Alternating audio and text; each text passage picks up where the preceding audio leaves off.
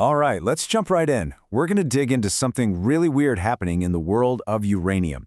It's this paradox at the heart of the global race for nuclear fuel. Basically, you've got some of the biggest players on the planet walking away from the best stuff, the richest deposits. And that has huge implications for the future of nuclear energy. So let's get into it. So this is the big question, right? This is the puzzle we're going to try and solve today. Why on earth are major investors ignoring what is, by all accounts, the best uranium out there? It seems totally backwards. I mean, these are the biggest players, and they're actively passing on the highest quality deposits. So what gives? Let's find out. Okay, so this brings us right to the heart of it, this paradox deep underground.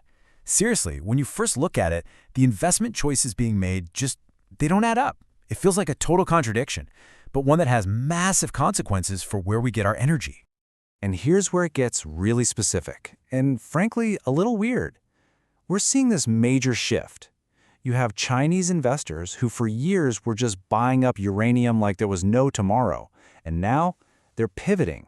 They're going after these shallow, kind of low-quality mines, and they're leaving the really rich, deep stuff, the good stuff, just sitting there for Western companies. It's a huge change in strategy. So how do we make sense of this? Well, the key, the thing that unlocks this whole puzzle is a basic economic rule of mining. It's especially true for uranium. Once you get this one idea, everything else just clicks into place. And that idea is all about why grade is king. Yeah, the magic word here is ore grade. It's pretty simple, really. It's just the concentration of uranium in the rock.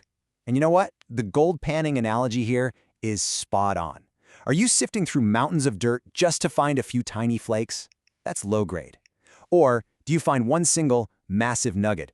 That's high grade. Less work, way bigger payoff. Okay, so let's tell a little story here. A tale of two deposits. On one hand, you've got deposit A. It's shallow, it's easy to dig, but the grade is pretty low, only 500 parts per million. Then you have deposit B. This one's way deeper, a lot harder to get to, but look at that grade, 5,000 parts per million. It's 10 times richer. Now your gut might tell you to go for deposit A, right? It's easier to dig, but this is exactly where the paradox kicks in. And boom, here's the surprising math. Take a look at these numbers. Sure, the cost to extract the rock from the deep mine is higher, $35 a pound versus 25. That makes sense, but look at the processing cost. That's the game changer. Because the ore is so rich, you just don't have to process as much rock to get your uranium, so that cost plummets from $30 all the way down to $10. And when you add it all up, the total cost for the deep, high-grade mine is actually cheaper, $45 versus $55. Wild, right? And that right there brings us to the number one rule of this business. You hear it everywhere. In uranium economics, grade is king. It's just that simple. If you have a high enough concentration of uranium, it makes up for almost any other problem, even being buried super deep. And understanding that, that's the key to this whole mystery.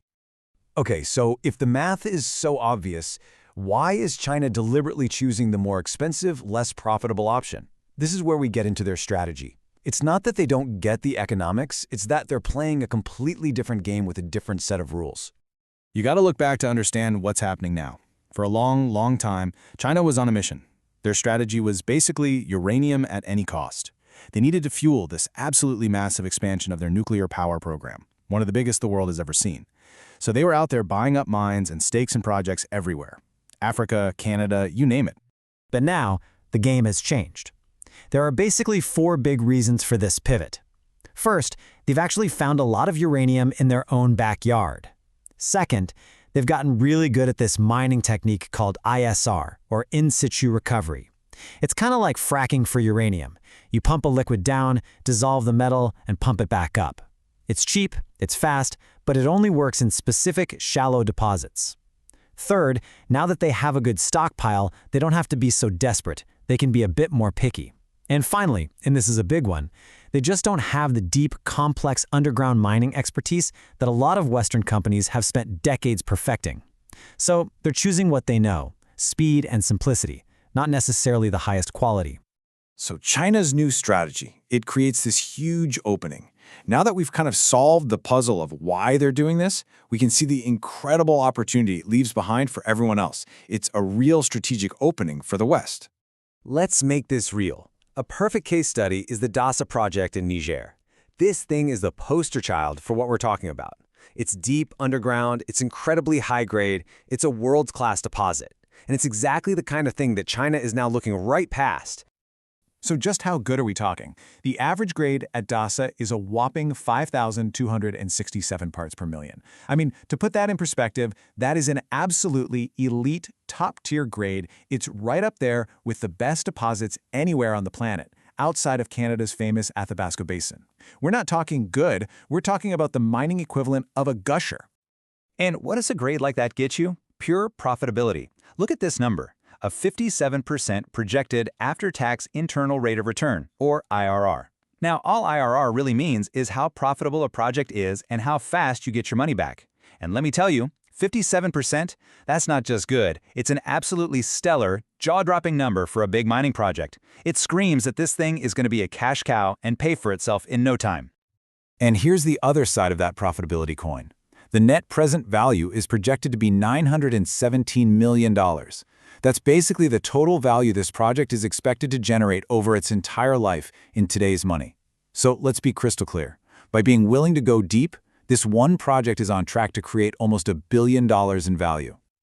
So you see how this all comes together, right? It creates this massive advantage for Western companies. You've got three things happening at once. China is looking the other way, leaving these incredible assets available. The world's uranium supply is getting really tight. And on top of that, Western governments are desperate to find reliable energy supplies from friendly countries. It is, literally, a perfect storm of opportunity. But look, this is bigger than just a smart trade or a short-term opportunity. What we're seeing is a fundamental shift in the whole uranium industry. The future isn't just deep, it has to be.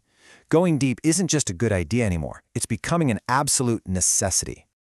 And this timeline from Canada's Athabasca Basin, the richest uranium spot on Earth, tells the whole story. Back in the 50s and 70s, they were mining shallow stuff with a pretty decent grade. By the 80s and 90s, they had to go deeper. But look, the grade shot up. Then in the 2000s, they went very deep, and the grade went through the roof, up to 18%. And today, they're targeting deposits that are 500 to 800 meters down. The trend is undeniable. The deeper we go, the richer the prize. And this all points to a really simple, hard truth. All the easy stuff, the low-hanging fruit, that shallow, high-grade uranium, it's basically been picked. It's gone. The next wave of big, world-class discoveries and mines, they're going to have to come from deep underground. There's really no other choice.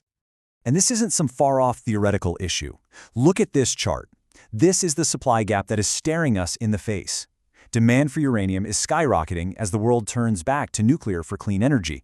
But production, it just can't keep up. We're already looking at a shortfall of 60 to 70 million pounds a year by 2025, and that gap is only getting bigger.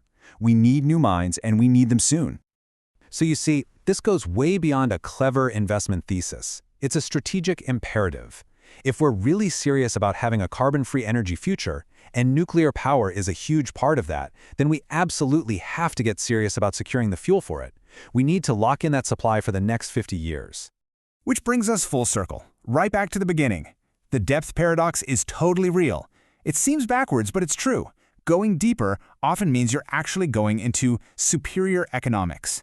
And the ones who get that, the companies, the countries that are willing to embrace this idea, they're the ones who are going to be powering our future. And that leaves us with one last really big question to think about. As the whole world scrambles for clean energy, who is actually going to secure the fuel to run it? The game is on, and the ultimate prize isn't the power plant, it's the uranium. So the question is, who's going to be the one to secure it?